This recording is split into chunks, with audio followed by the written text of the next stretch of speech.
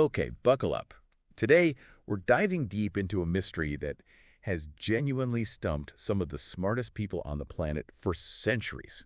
We're talking about a book. Not just any book, mind you, but one filled with really strange pictures and writing that nobody, absolutely nobody can read. It's a genuine enigma. Yeah, exactly. Yeah. So we've pulled together a stack of sources, articles, research notes, expert analysis, basically trying to figure out why this book is such a puzzle. It's a good question. And our mission today is to help you navigate this whole thing, pulling out the key insights, directly from the material we've looked at. Sounds good. The object of our fascination today is known as the Voynich Manuscript. And it really is a fascinating place to start because its modern story kind of kicks off with real intrigue.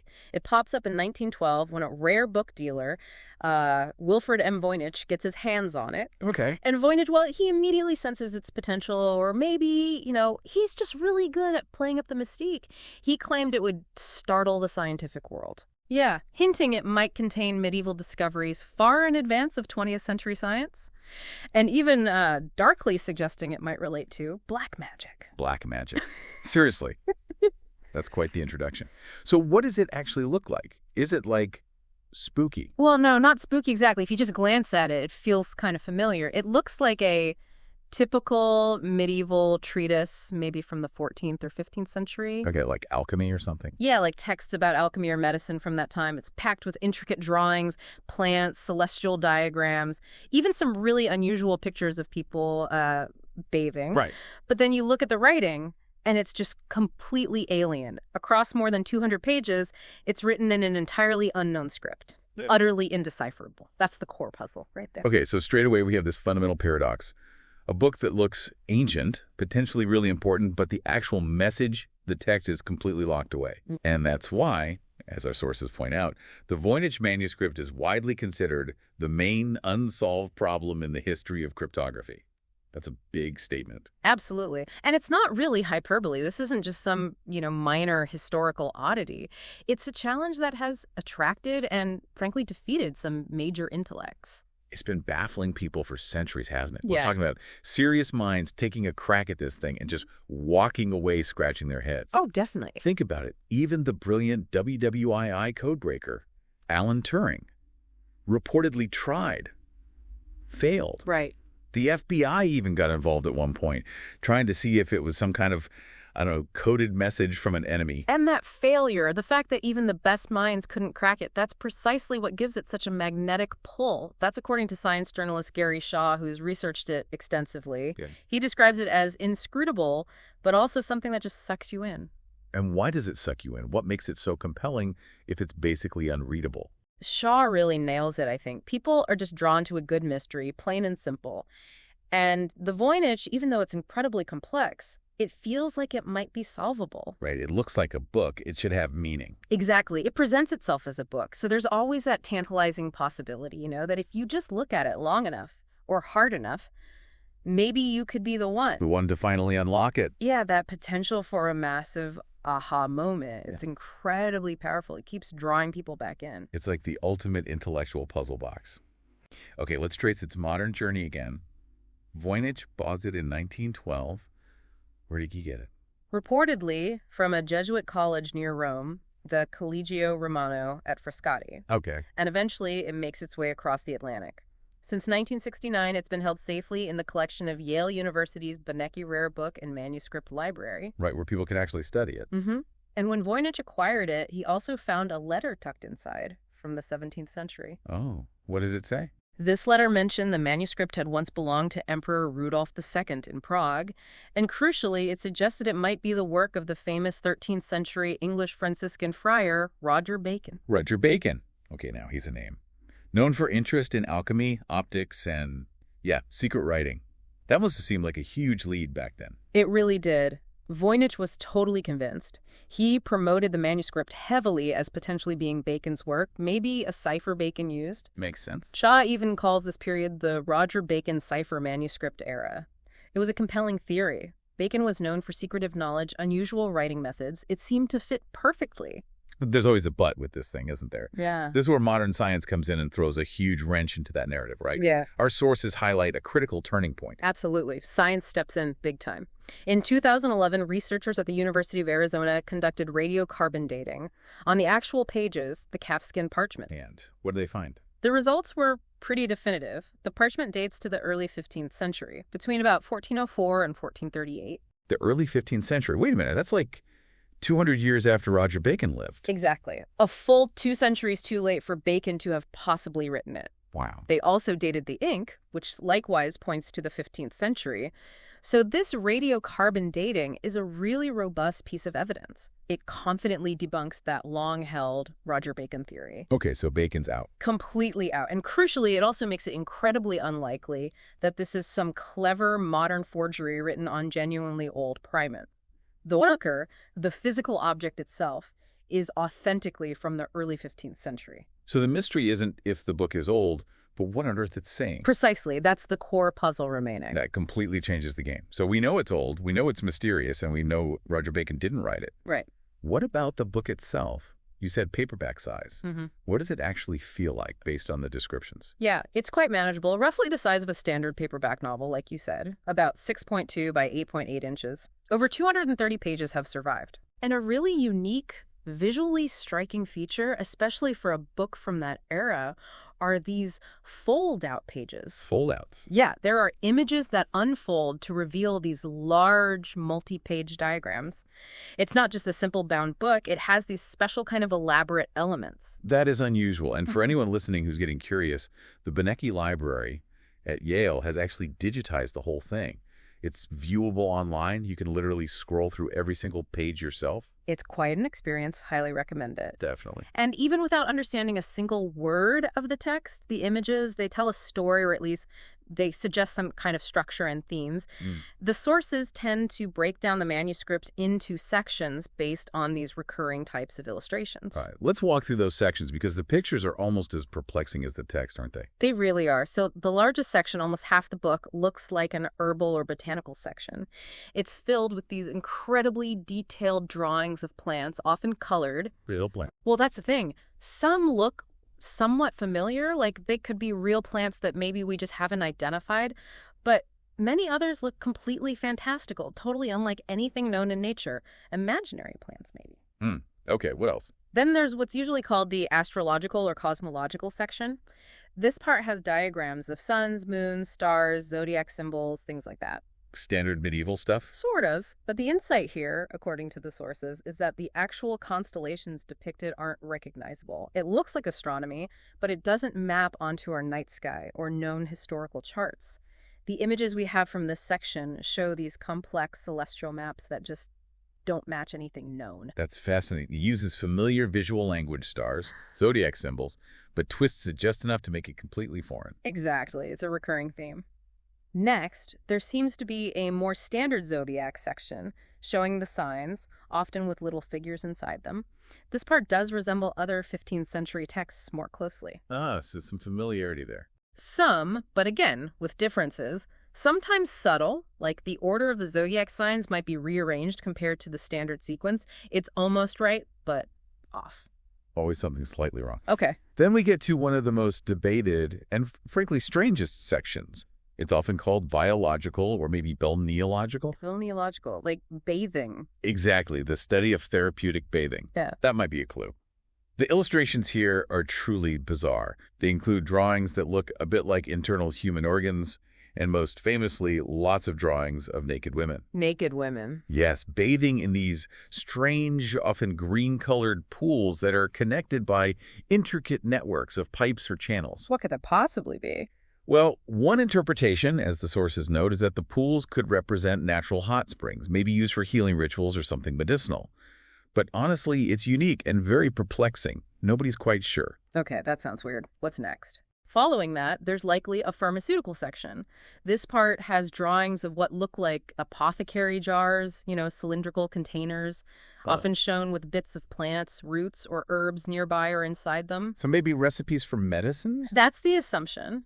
That these represent medicinal ingredients or preparations seems logical given the context. And finally, there's a long section that's just dense text. It's often introduced by what looks like a little star symbol next to each short paragraph. There are hundreds of these. In the text is. Completely unreadable, of course. The sources sometimes call this the recipes section, maybe following the pharmaceutical bit, or just the star section because of those symbols. But yeah, it's just block after block of this impenetrable script. Wow. So we have this incredibly detailed, visually complex book. It's clearly organized into sections based on imagery that hints at subjects like botany, astronomy, maybe medicine. But the entire written part, the core of it, is a total, complete mystery. That's it in a nutshell. Which brings us right back to the million-dollar question. What is the text? Is it a secret code, some kind of super elaborate cipher? Or is it something else entirely, like maybe an invented language? The cipher idea is definitely one of the oldest theories. We know people were thinking that way very early on, as far back as the 17th century. Oh, yeah. Yeah, Georgius Bartius, an alchemist in Prague who owned it for a while, he sent copies of parts of it to the famous Jesuit scholar Athanasius Kircher back in 1639. He was practically begging Kircher to decipher what he called this riddle of the Sphinx. So even back then, they saw it as a code to be cracked. They did. But here's where Shaw and other modern cryptographers looking at the Voynich point out a fundamental issue with the simple cipher idea. What's that? Well, typical medieval ciphers were pretty basic, actually. They were often just simple substitution, swap A for X, B for Y, that kind of thing. Easy enough to break, usually. Exactly. And they were usually designed for short passages, or maybe just hiding a few key words, not for encrypting entire books.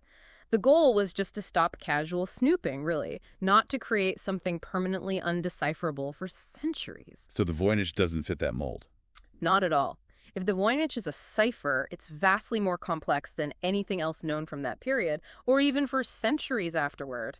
Simple substitution has been ruled out based on the text's statistical properties. It just doesn't work. And the script itself is another hurdle, isn't it? I read that scholars can't even definitively agree on how many unique symbols or letters make up the Voynich alphabet. That's right. The estimates range wildly. Some say around 34 distinct characters. Others count up to 70 or even more, depending on how you define a unique symbol. How do you even begin deciphering something if you don't know what the basic building blocks are? Precisely. It adds a whole other layer of difficulty right from the start. It's incredibly frustrating for cryptographers. You mentioned failed attempts. Any particularly interesting ones? Oh, there have been some imaginative ones over the years. Back in the early 1900s, a University of Pennsylvania professor named William Newbold came up with a really wild theory. Go on. He claimed the text wasn't letters at all, but microscopic shorthand. He thought you had to look at each character under extreme magnification to see tiny little strokes hidden within them, which he believed corresponded to Greek shorthand. By microscopic shorthand. In the 15th century, wow. Yeah, it really shows how desperate people have been for any kind of answer. Unfortunately, that theory completely fell apart after Newbold died. Why? What was the flaw? Well, for one, his decoding relied entirely on Roger Bacon being the author, which we now know is impossible because of the dating.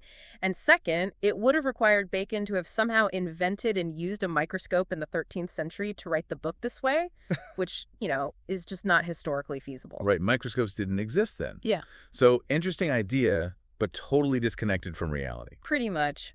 Fun to think about, but not a runner. Okay, so if simple ciphers don't seem to fit, and these wilder code theories haven't panned out, what about the other main idea?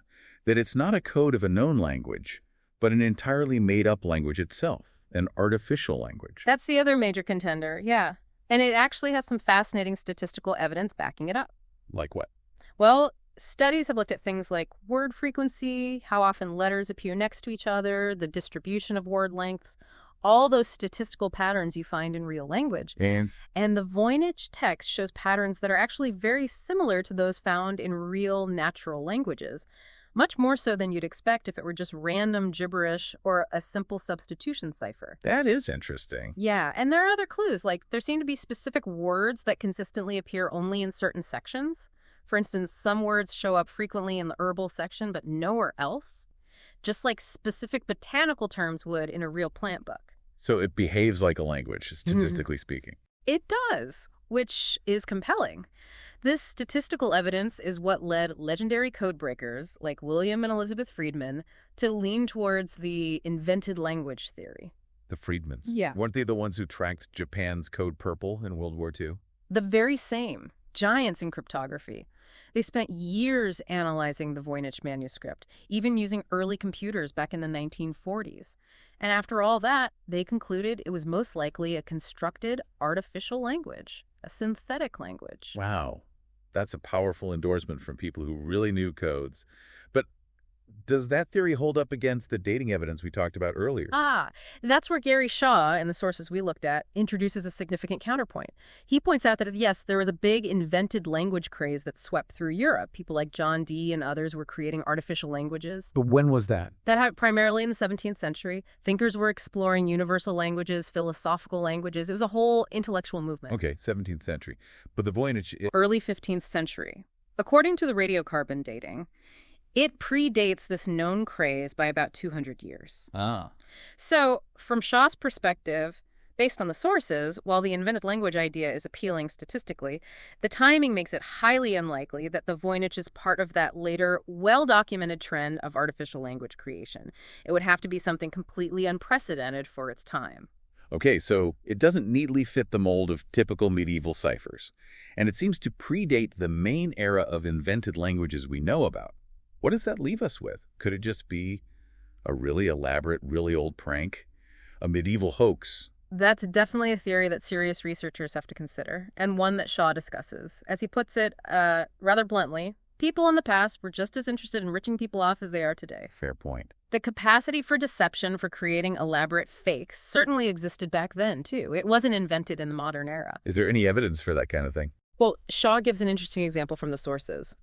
There's another mysterious cipher text from the 17th century in the British Library called The Subtlety of Witches. Looks very arcane. Okay.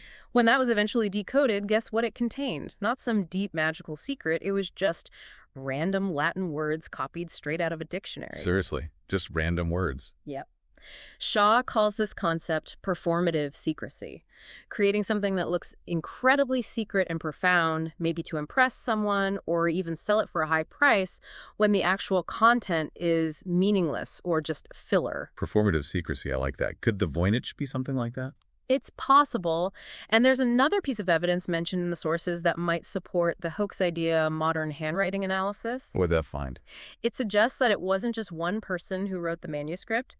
Analysis points to potentially 5 distinct scribal hands involved in creating it. 5 different people? Potentially, yes. Which could lend weight to the hoax theory. Maybe it was a group effort, a team of scribes collaborating to create this impressive-looking but ultimately bogus artifact. To fool a rich patron, maybe. Exactly. Create a phony collection of amazing secret knowledge written in a made-up script and sell it to someone wealthy and maybe a bit gullible, like Emperor Rudolph II, who is known to collect strange objects. It's hard to imagine putting that much effort into a prank. All those drawings, the foldouts, hundreds of pages. It's a huge amount of effort, absolutely. But maybe the potential payoff fooling an emperor or a wealthy collector was considered worth it. Or perhaps it serves some other purpose we don't understand. Okay, so hoax is definitely on the table. And then, of course, we can't ignore the most out there theory, the one that suggests it's not from medieval Europe at all. Ah, yes. You mean the idea that it's an alien guidebook to Earth? That's the one. It pops up, right? Yeah. It does pop up in discussions, yeah. Mostly because the illustrations are so weird. The unrecognizable plants, the strange constellations, the bizarre biological diagrams with the bathing women. Could be interpreted differently. Right. One could, if one were inclined, interpret them as descriptions of Earth's life and geography, but from a completely alien perspective. Hence, unrecognizable to us. It's certainly the most imaginative theory floated, highly speculative, of course. Of course. So, wrapping up the main theories. Yeah. Where do experts like Shaw lean now? Well, Shaw admits his own personal leaning, having spent a lot of time researching this, is actually towards the medieval hoax theory. Really? The prank? Yeah, but he says it almost wistfully, you know? He admits he kind of hopes he's wrong because he'd love for it to be something more romantic, like some ingenious cipher associated with someone famous, maybe not Bacon, but someone else, or a genuinely, wonderfully fantastic artificial language that really did predate that 17th century craze by centuries. That would be amazing. It would. Ultimately, though, he calls the Voynich such a fabulous mystery, whatever the final answer turns out to be, and it's hard to disagree with that. Yeah, that seems to capture the essence of it perfectly. It's this manuscript that combines beautiful, really intricate illustrations with text that has just completely defied understanding for hundreds of years. We've covered the history, the famous failures to crack it, the core puzzles and its strange content, the debunked theories like Roger Bacon, and the leading, still conflicting ideas. Complex cipher, unique invented language, or maybe a very, very elaborate medieval hoax. And the aliens, don't forget the aliens. And yes, the alien guidebook theory for those who like to think way outside the box. And the key takeaway, the definitive stance from leading experts in the field right now, people like Renee Zandbergen, who's quoted in the sources, remains absolutely clear. The text of the Voynich MS has not yet been solved. Full stop. It's still wide open. Still unsolved. So why does this centuries-old, indecipherable book matter to you listening today? Why does this mystery continue to hold such fascination? Well, I think Because it fundamentally challenges our assumptions, doesn't it? About history, about communication, about what knowledge could be and how it might be hidden or lost. It's a stark reminder that even in our hyper-connected, information-saturated world, there are still profound, tangible puzzles from the past that remain utterly defiant. Absolutely. And maybe here's a final thought for you to chew on. Think about the sheer effort, all that work involved in creating this manuscript, the incredibly detailed drawings, the careful organization into sections, the consistency of that unique script across hundreds of pages. Yeah, the labor involved is immense. Yes, immense. So and it's a big if it isn't simply a hoax designed to deceive someone, what kind of knowledge, what kind of secret, what kind of message could possibly be so important or so guarded that it required such an extraordinary, complex, and ultimately undeciphered form of communication to record it? That's a deep question. What does that tell us about the mindset or the goals of the person or the people who felt the need to bring such a unique, such a baffling object into existence in the first place? A genuinely compelling question to ponder. We really encourage you, if your curiosity has been piqued by this, go online. Look up images of the Voynich manuscript yourself. Seeing the pages is really essential to appreciating just how strange and beautiful this mystery is. Definitely worth a look. Thank you so much for joining us on this deep dive into the perplexing and enduring world of the Voynich manuscript.